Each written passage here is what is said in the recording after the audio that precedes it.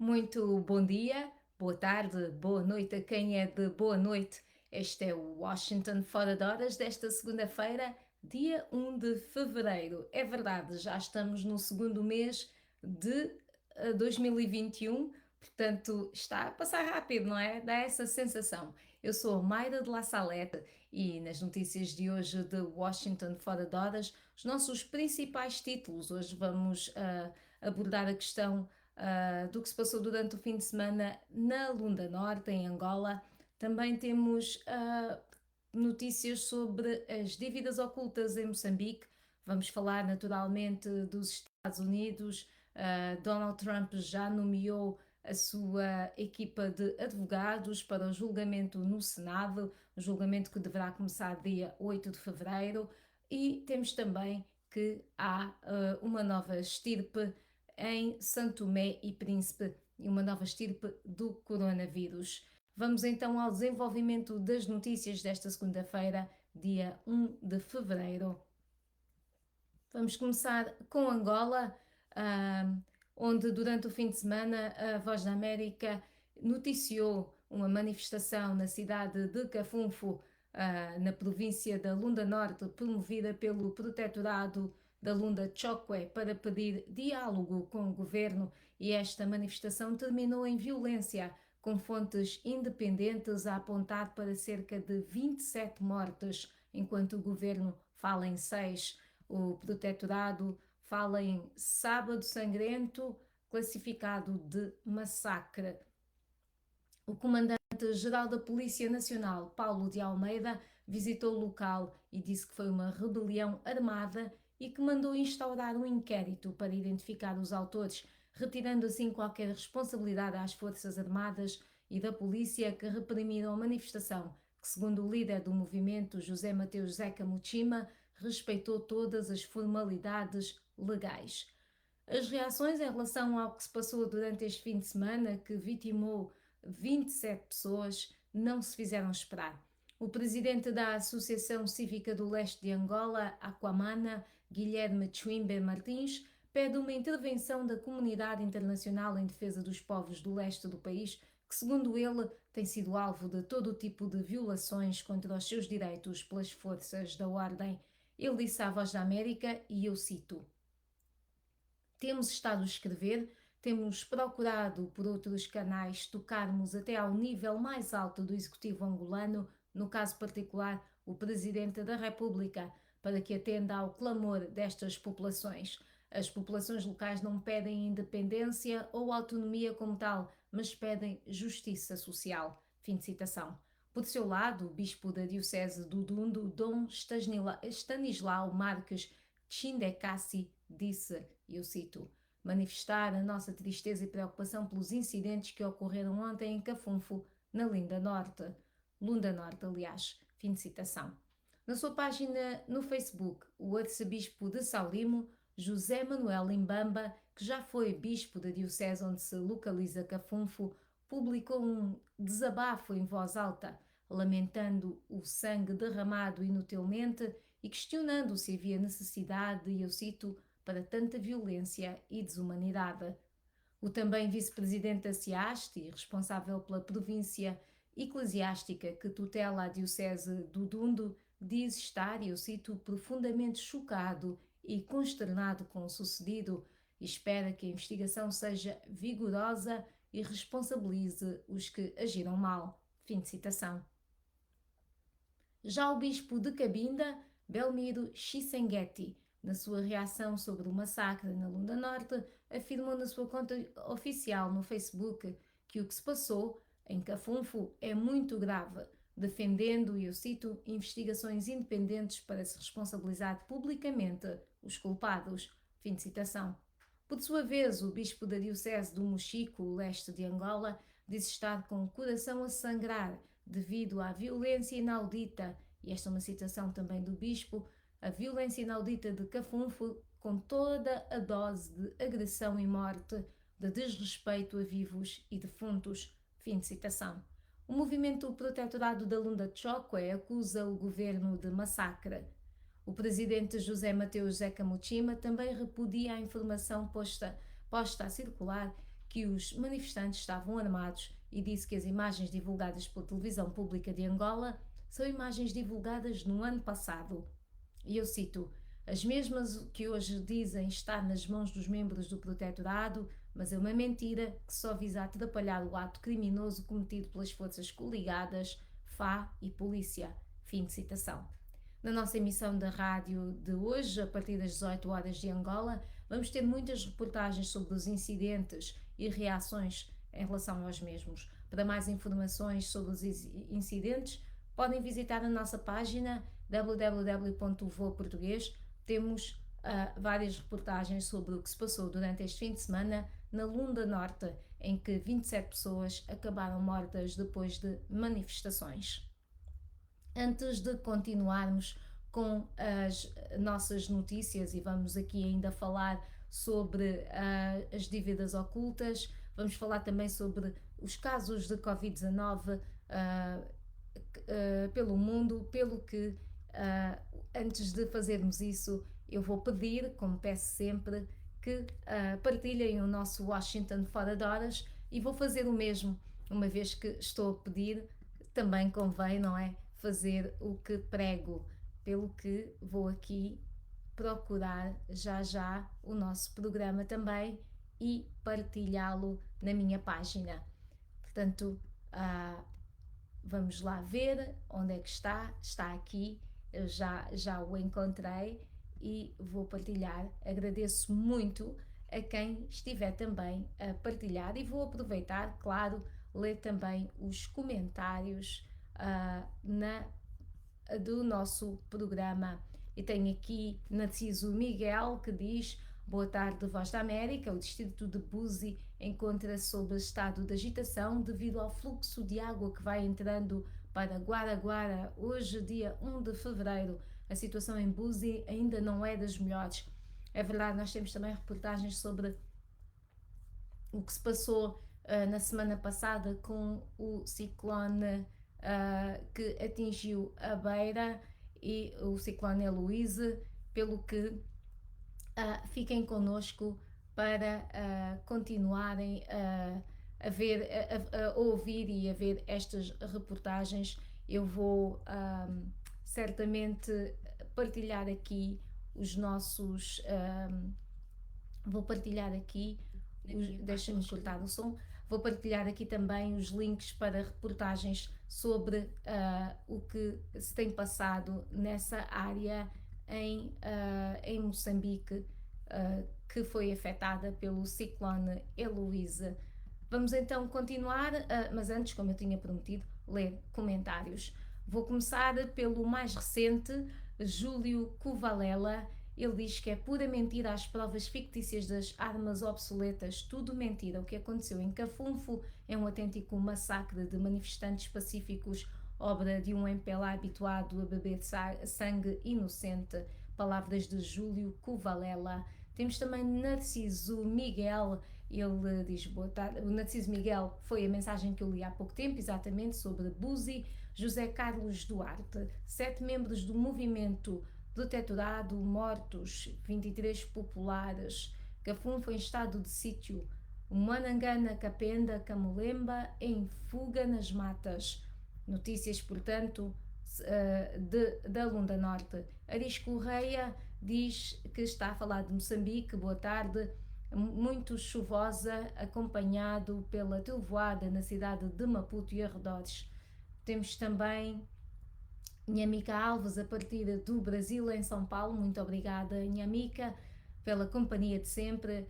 Sou povo capitão, boa tarde, gosto muito da prestação. Angola, como tinha feito sempre Angola, temos um regime ditatorial e ele continua chamando o partido no poder de assassino, portanto, e está a reagir àquela notícia sobre Cafunfo na Lunda Norte. A Hilton Correia: olá Mayra e ouvintes. A Hilton Correia, na cidade de Tubarão, em Santa Catarina do Sul, no Brasil. Muito obrigada pelas mensagens de todos até agora. Eu vou então continuar com o desenvolvimento das notícias desta segunda-feira, dia 1 de fevereiro. Abrimos com estas notícias da Lunda Norte, este massacre, considerado um massacre pelo protetorado da Lunda Chokwe, 27 pessoas morreram, diz o protetorado, o governo diz que morreram 6. Vamos então continuar. Em Moçambique, o dono da Privinvest envolve o presidente Filipe Nyusi no escândalo das dívidas ocultas. O fundador da Privinvest Shipbuilding SAL, Iskandar Safa, e a própria companhia de construção naval revelam ter feito pagamentos ao presidente moçambicano Filipe Nyusi e a outros altos funcionários do governo após as negociações de contratos milionários envolvidos no caso das dívidas ocultas. A informação foi avançada ontem pela agência de notícias financeira Bloomberg, que cita documentos entregues à Justiça em Londres, no Reino Unido, pelo empresário e a Privinvest, que colocam o nome do presidente moçambicano no centro do escândalo, que desviou cerca de 2 mil milhões de dólares dos cofres do Estado. Entretanto, tanto o empresário franco-libanês como a empresa negam que os pagamentos tenham sido suborno ou ilegais, mas que foram doações de campanha ou para investimentos futuros. Nos documentos a que a Bloomberg teve acesso, a empresa e o seu fundador revelam, e eu cito, que o próprio Nyusi recebeu e ou beneficiou-se de pagamentos feitos pela Privinvest, com a consequência de que é desonesto e ou engana ao apresentá-los agora como subornos, a menos que a República sugira que os pagamentos ao presidente Nyusi também foram subornos. Aliás. Eles disseram ainda a Privinvest pagou $1 milhão a Nyusi em abril de 2014 e também um Toyota Land Cruiser para ele usar durante a campanha. Na informação que a Bloomberg teve acesso, lê-se que Nyusi também pediu a Jean Boustany, a diretora comercial da empresa, numa reunião em agosto de 2014 no aeroporto de Paris-Le Bourget, em França, outras contribuições de campanha e ou assistência da Privinvest depois de a companhia ter pago à Frelimo $10 milhões para financiar as campanhas. Portanto, nesta reunião no aeroporto de Paris, em França, em agosto de 2014, dizem estes documentos a que a Bloomberg teve acesso, Filipe Nyusi pediu a Boustany outras contribuições de campanha e ou assistência depois da companhia ter pago à Frelimo $10 milhões para financiar as campanhas. A Privinvest também afirmou que o presidente Filipe Nyusi pediu ao então ministro das Finanças, Manuel Chang, para assinar as garantias de empréstimo para os projetos. A empresa admitiu ter pago $7 milhões a Chang, mas considerou que os pagamentos eram investimentos em futuros empreendimentos comerciais e fundos de campanha, não subornos. Em resposta à Bloomberg, o porta-voz da Frelimo, Kaifuddin Manasseh, disse por telefone que Filipe Nyusi não era presidente na altura em que o pagamento foi efetuado e que, ao abrigo da lei moçambicana, estava autorizado a receber donativos políticos. No entanto, diz a agência, a lei moçambicana proíbe os funcionários públicos de receber pagamentos pessoais. Em consequência deste caso, Manuel Chang, ex-ministro das Finanças, está detido na África do Sul desde 29 de dezembro de 2018, a pedido da Justiça americana. Ele aguarda ainda a decisão do ministro da Justiça sul-africano sobre a sua extradição para os Estados Unidos ou para Moçambique. Antes de continuarmos, vamos ver quem é que já deixou aqui comentários. Temos aqui José Carlos Duarte a dizer que Paulo de Almeida mente, refere-se à notícia sobre a Lunda Norte. Temos Ches Gasse, sinto pena de mim que pago as dívidas sem saber o motivo. Muito bem, fala das dívidas ocultas de Moçambique. Mamadi Iqbal Daoud, muito obrigada por juntar-se a nós, Mamadi Iqbal Daoud de Climane, ele é um Washington Forense assíduo. Vamos ver mais notícias, mais comentários que nos chegaram entretanto. O Léo também está ligado a nós. Manuel Paulo da Silva diz que a nossa mídia é um meme. A Guilherme Chimbanda Em Angola estamos a ser governados por criminosos, diz Guilherme Chimbanda. Aires Cossei. Também a Polícia Nacional não tem como esconder os corpos das vítimas, por isso tornou-se viral e a nível nacional o que eles fizeram e ainda chamam os manifestantes de vândalos. Isso é desumano, diz Aires Cossei. Shirson Waka Matavela, boa tarde de Moçambique. Caia Morá, a música. Irina Vasconcelos, eu já ia dizer, Caia Morá é Irina Vasconcelos, a Irina que já foi aqui nossa convidada do Washington Fora de Horas, numa conversa super interessante sobre música, sobre sociedade, sobre o nosso papel como pessoas que contribuem para um mundo melhor.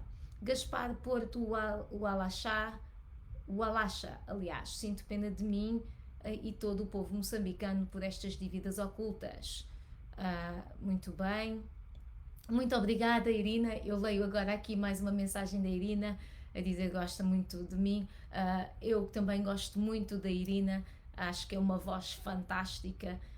Faz coisas lindíssimas com a nossa poesia angolana num rock angolano que faz muito bem à alma. Portanto, muito obrigada. Vamos continuar então com as notícias. Temos aqui muitas mensagens, mas o tempo não perdoa e isto é um bocado como, ou melhor, não é bem como no desporto que o árbitro consegue dar 5 minutos de compensação, nós não temos essa compensação, então vamos continuar e obrigada mais uma vez a todos que estão ligados a nós. Vamos continuar a falar de Moçambique, vamos falar das incertezas no horizonte económico de Moçambique. A consultora NKC African Economics considerou hoje que Moçambique subiu as taxas de juros pela primeira vez desde 2017 e foi o primeiro país este ano para conter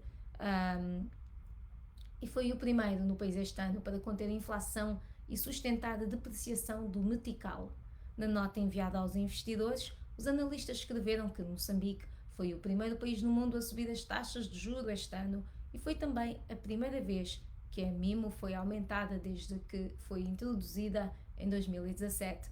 Num comentário à subida da taxa de referência em 300 pontos base de 10,25% para 13,25% na semana passada, a nota acrescenta, eu cito, que as taxas de juros reais têm continuado muito elevadas, o que normalmente encorajaria as autoridades monetárias a baixar as taxas de juros quando a economia está debilitada, mas o banco está preocupado com o risco de subida da inflação e com a depreciação do metical.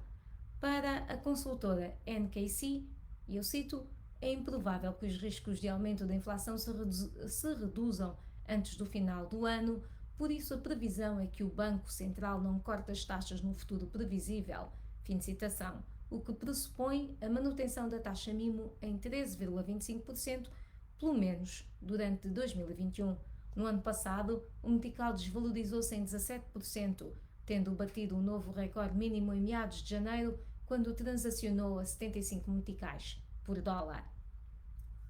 Vamos até São Tomé e Príncipe, onde entrou em vigor nesta segunda-feira, dia 1 de fevereiro, mais um período de estado de calamidade até dia 15 de fevereiro.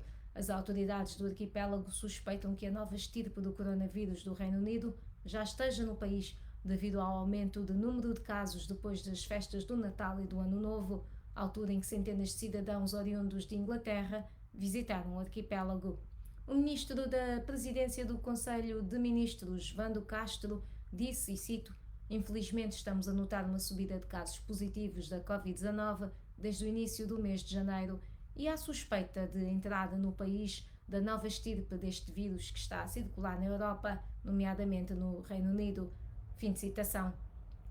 Castro sublinha que, por enquanto, é apenas uma suspeita e que o Ministério da Saúde já pediu ajuda à representação da Organização Mundial de Saúde para esclarecer a situação. Na Ilha do Príncipe continua em vigor o estado de emergência de saúde pública até 5 de fevereiro. Para o resto do país foi prorrogada a situação de calamidade com o reforço de medidas preventivas, sobretudo no Aeroporto Internacional de São Tomé. Dados do Ministério da Saúde indicam que, desde o início da pandemia, o país registrou 1.245 casos de infecção e 17 óbitos pelo novo coronavírus. Vamos ter uma reportagem alargada sobre este assunto na nossa emissão de rádio a partir das 17 horas de São Tomé e Príncipe. E antes de eu continuar, e vamos falar aqui de números da Covid-19, eu vou pedir licença para beber só um bocadinho de chá, porque hoje, ou melhor, desde ontem que está a nevar aqui por estas bandas, está bastante frio, os chãos estão cobertos, há bonequinhos de neve para quem é criativo ou feitos por quem é criativo, pelo que está um cenário invernoso, mas nem por isso feinho, não está feio, está tudo branco, cobertinho, mas o céu nubladíssimo e promete nevar um bocadinho mais. O pior, honestamente, depois da neve é quando começa a chover e fica tudo mais acastanhado, cria-se assim um cenário menos interessante que nunca aparece nos filmes. Por isso, é o que eu digo, a neve é muito bonita vista ou pela televisão ou então da nossa janela, porque depois lá fora, até mesmo para caminhar, é muito complicado. Vamos então falar, e muito obrigada por me deixarem beber aqui o meu chá. Vamos falar da Covid-19 em Moçambique, que continua a ser o país africano de língua portuguesa com mais casos do vírus, tendo registrado um vertiginoso aumento de infecções no mês de janeiro. Entre sábado e domingo, o Ministério da Saúde registrou 949 casos, um recorde diário desde o início da pandemia. O total de infectados ascende agora a 38.654 casos, dos quais 62% foram considerados recuperados. Também o último boletim informa de mais 4 mortes, totalizando assim 367 vítimas mortais. Em Angola, o Ministério da Saúde também informou que de sábado para domingo foram registados 14 novos casos de Covid-19 e 2 mortes. O país, o segundo lusófono em África com mais casos, um total de 19.796, é o primeiro em vítimas mortais, 466 até agora. Em Cabo Verde, as autoridades sanitárias diagnosticaram mais 89 infectados pelo novo coronavírus e um morto nas últimas 24 horas, elevando para 14.070 os casos acumulados desde 19 de março. O arquipélago já registrou 134 mortos devido à doença. Na Guiné-Bissau, o Alto Comissariado para a Covid-19 revelou a existência de mais 12 casos entre sábado e domingo, aumentando o total acumulado para 2.635. O número de mortes mantém-se há várias semanas em 45. Em São Tomé e Príncipe, como vimos, há um período de 15 dias de estado de calamidade pública devido à presença de uma nova estirpe que, segundo as autoridades, é a estirpe do Reino Unido. Dados, e já falamos que São Tomé registrou 1.245 casos de infecção e 17 óbitos. Vamos agora até aqui, vamos aos Estados Unidos, às notícias que marcam os Estados Unidos hoje, dia 1 de fevereiro. O antigo presidente anunciou o nome dos 2 advogados que vão fazer a sua defesa durante o julgamento de impugnação no Senado. Donald Trump nomeou ou escolheu David Schoen e Bruce Castor, que disseram em nota estar honrados com o trabalho. O anúncio foi feito depois de Trump ver 5 advogados abandonarem a equipa de defesa no julgamento pelos senadores, que vai começar a 8 de fevereiro. Os advogados não aceitaram a estratégia de defesa de Trump, que em vez de responder à acusação de incitar à insurreição de que é acusado, pretende manter a tese falsa de fraude generalizada na eleição de 3 de novembro. Trump será julgado pelos senadores na próxima semana pela acusação de incitar a insurreição por ter discursado a manifestantes momentos antes de extremistas invadirem o Capitólio dos Estados Unidos no dia 6 de janeiro. Antes de continuarmos com as notícias, muito rapidamente, ver quem é que está ligado a nós neste dia 1 de fevereiro, nestas notícias do Washington fora de horas.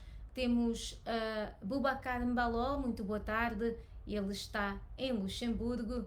Muito obrigada por se juntar a nós, Pedro Gonga. Olá, família. Portanto, o Boubacar também nos chama aqui de família, que é ótimo. Temos Celso Evaristo, a partir de Maputo. Paulo Xadrec, calor intenso aqui, a partir de Maringue. Maringue, em Moçambique, tenho quase a certeza. Temos Al Saco Lucas. Temos também David Eugênio Langa, que diz: boa tarde, voa português. O povo moçambicano já sabia do envolvimento do presidente moçambicano no calote das dívidas ocultas, mas, contudo, o governo nunca vai mexer no presidente, diz David Eugênio Langa. Ele fala aqui das dívidas ocultas de Moçambique. Temos também Fernando Nhanga. A Força de Ordem e Segurança de Angola tornou-se a força de insegurança e desordem para os angolanos. Palavras fortes aqui de Fernando Nhanga. José Carlos Duarte diz: manifestantes cabindenses detidos hoje em frente à Embaixada Portuguesa em Luanda. Job Eusébio, ligado a partir de Pemba, em Moçambique. Alaide Diogo: muito triste o que se passou na Lunda. Nós, os angolanos, temos que nos amar. Precisamos de Deus, diz Alaide Diogo. Juvieira diz: boa tarde. Será que existe algum presidente africano que não seja corrupto? Os governantes africanos só pensam nos seus ventres. Palavras de Juvieira. Muito obrigada a todos que se estão a juntar a nós e que estão a assistir ao nosso Washington Fora de Horas deste dia 1 de fevereiro. Eu sou a Mayra de La Salette. Vamos até ao Myanmar. A chefe do governo de Myanmar, a antiga Birmânia, e Prémio Nobel da Paz de 1991, Aung San Suu Kyi, pediu hoje que a população do Myanmar não aceite o golpe de Estado feito pelos militares. Ela, o presidente do país, Win Myint, e outros líderes civis foram detidos na capital Naypyidaw pelo exército, que proclamou estado de emergência por um ano e disse que o golpe foi, eu cito, necessário para preservar a estabilidade. Fim de citação. Os militares alegam enormes irregularidades nas eleições legislativas de novembro, vencidas por ampla maioria pelo partido de Aung San Suu Kyi, a Liga Nacional para a Democracia, e dizem que vão organizar uma votação livre e justa após o estado de emergência. Diversos países condenaram o golpe militar no país, que faz fronteira com a China, Bangladesh, Laos e Tailândia, no sudeste da Ásia, e manifestantes foram às ruas em Bangkok para protestar contra a deposição do governo democraticamente eleito.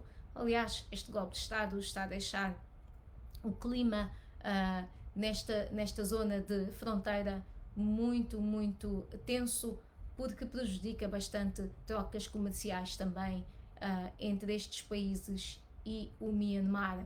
O golpe ocorreu sem violência e poucas horas antes da primeira sessão do Parlamento formado nas eleições de novembro. Os militares bloquearam as estradas ao redor da capital com tropas, caminhões e veículos blindados, enquanto os helicópteros militares sobrevoavam a cidade e desligaram o sinal de internet e telefonia móvel em todo o país. E falando em Nobel, o movimento Black Lives Matter aqui dos Estados Unidos foi nomeado ao Prémio Nobel da Paz deste ano pela sua luta contra o racismo e contra a violência racialmente motivada. Vamos agora até às ilhas de Cabo Verde. Os cabo-verdianos acordaram hoje com uma notícia nada boa. O preço do gasóleo normal aumenta 5% e da gasolina mais de 7%, conforme tabela com os novos preços máximos dos combustíveis definidos pela Agência Reguladora Multissetorial da Economia, a ARMA. A tabela é revista mensalmente pela agência reguladora, que cita dados publicados no Platts European Market Scan e LP Gas Wire, a indicar, e eu cito, os preços médios dos combustíveis nos mercados internacionais cotados em dólares por tonelada aumentaram durante o mês de janeiro 8,79% relativamente ao mês de dezembro. Fim de citação. Os preços do petróleo nos principais mercados internacionais mantiveram a tendência de subida durante o mês de janeiro de 2021, refere a instituição. No gás butano, a subida é de 1,65%. Portanto, A vida é um bocadinho mais cara em Cabo Verde a partir de hoje. No Uganda, os advogados do líder da oposição Bobi Wine entraram esta segunda-feira com uma ação no Tribunal Supremo contra a vitória do presidente Yoweri Museveni na eleição de 14 de janeiro, alegando que a votação foi fraudulenta. Museveni ganhou as eleições com 58% dos votos, enquanto Wine teve 35%, de acordo com os resultados finais anunciados na semana passada pela Comissão Eleitoral. Museveni rejeitou as acusações de fraude eleitoral. As eleições no Uganda foram marcadas pela violência pré-eleitoral, bem como pelo encerramento da internet, que permaneceu em vigor até 4 dias após a votação. Após as eleições, a polícia cercou a casa do Wine durante dias, com as autoridades citando a necessidade urgente de impedi-lo de liderar protestos. O cerco foi levantado na semana passada depois de um juiz ter decidido que a casa do Wine não era um centro de detenção. Os Estados Unidos e a União Europeia manifestaram preocupação com as eleições no Uganda. Vamos até a África do Sul, onde o ex-presidente Jacob Zuma prometeu hoje não comparecer perante um painel judicial que investiga a corrupção durante o seu mandato, desafiando uma ordem judicial que o obriga a testemunhar sobre o saque aos cofres do Estado durante o seu governo. Ele acusa a Comissão de parcialidade e exige que o seu presidente, o presidente desta comissão, o vice-presidente da Justiça, Raymond Zondo, se retire do inquérito. No entanto, Zondo rejeitou os pedidos, dizendo que Jacob Zuma não conseguiu argumentar que ele estava a ser injusto. Zuma disse que estava pronto para que, eu cito, a lei seguisse o seu curso, fim de citação, e que não temia ser preso, condenado ou encarcerado. O Tribunal Superior da África do Sul ordenou na quinta-feira que ele comparecesse perante a Comissão Zondo, determinando que ele não tinha o direito de permanecer em silêncio durante o processo. Zuma, que assumiu o poder em 2009, foi forçado a renunciar em 2018 por causa de escândalos de corrupção envolvendo uma família de empresários indianos, os Guptas, que ganharam contratos lucrativos com empresas estatais e supostamente podiam escolher ministros de gabinete. Zuma testemunhou perante a comissão apenas uma vez em julho de 2019. Desde então, Jacob Zuma não testemunhou novamente, citando preocupações com a saúde ou preparação para outro caso de corrupção relacionado a um negócio de armas da década de 1990 que será retomado este mês. E na Somália, pelo menos 5 pessoas foram mortas num ataque do Al-Shabaab a um hotel de Mogadiscio na noite de domingo. Os jihadistas ligados à Al-Qaeda detonaram um carro-bomba na entrada do hotel antes que homens armados o invadissem, trocando tiros com o pessoal de segurança.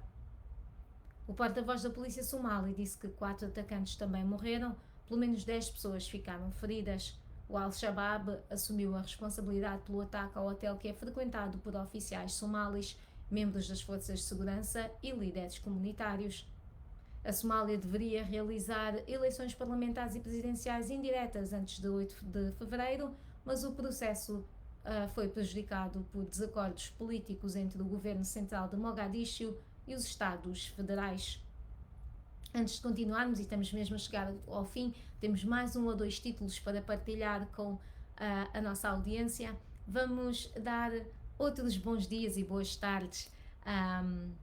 E temos aqui José Carlos Duarte a dizer aqui Mindelo, Cabo Verde, Ribalá. Muito bem, eu espero que esteja tudo bem por aí. Tina Souza, boa tarde para a Tina também. Jay Pretty say Super News.